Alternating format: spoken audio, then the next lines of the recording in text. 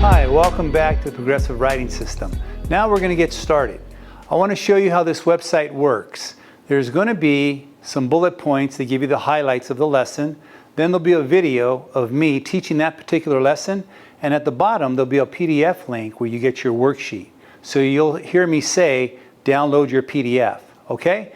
And you're going to keep every worksheet that you use because we're going to use that to progress through the system. That way you don't have to reproduce any of the work.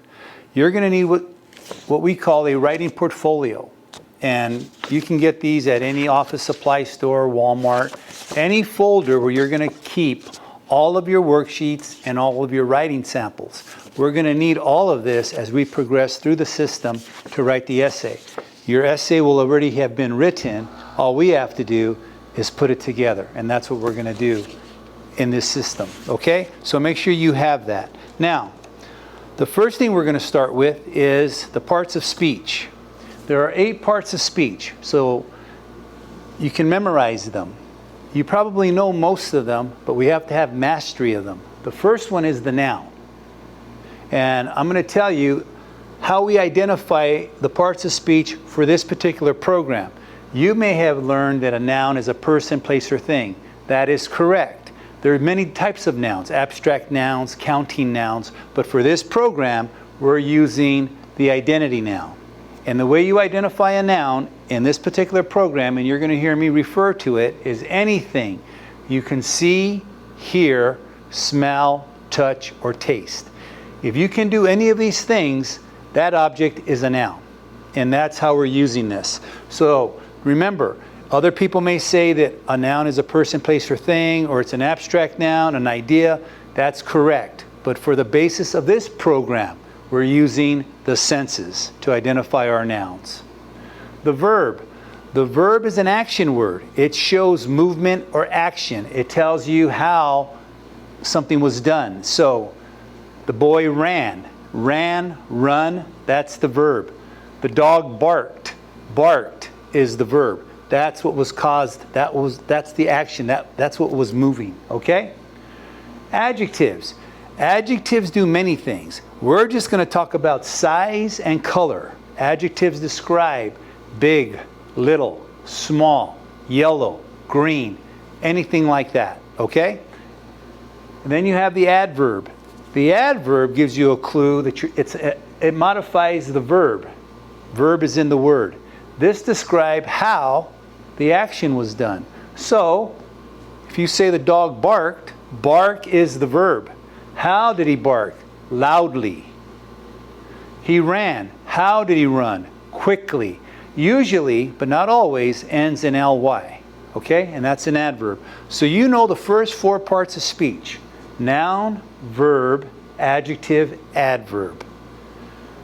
The other 4, you heard of these pronouns. They stand in place of a noun. And we're going to discuss these as we move through the lesson. Basically, a pronoun is he, she, it, we, you, they.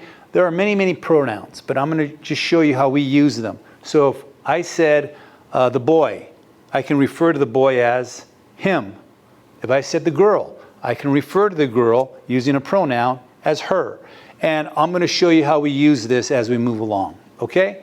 The next one, coordinating conjunctions. Don't let this intimidate you. The word is coordinating conjunctions. Conjunctions connect things. You already know what they are. You just didn't know that they were called coordinating conjunctions. And they are and, or, nor, for, yet, so, and but. These are the coordinating conjunctions in the English language. You need to know these because as we move on to the sentence structure, you're going to use these to connect 2 simple sentences using a coordinating conjunction to make a compound sentence. Okay? And then we have prepositions. Prepositions tell you place or location, where something is in the car, under the car, over the house, around the corner. That's what prepositions do. And there's many, many prepositions, and we'll talk about those as we move through. And then the last one is interjections. Interjections show strong emotion or feeling. In writing, we need interjections because the reader, they don't have that person there to tell them how they felt. But if you say, I was really angry, and you have an exclamation point, that tells me that you're talking about strong emotion or feeling. So you've given me some indication. And they have an exclamation point. Interjections always have interjection points. And your adverb, usually but not always, ends in ly. Rapidly, quickly, slowly. This is how we're going to identify the parts of speech. Now, at the bottom of this page, you'll have the PDF link for your worksheet.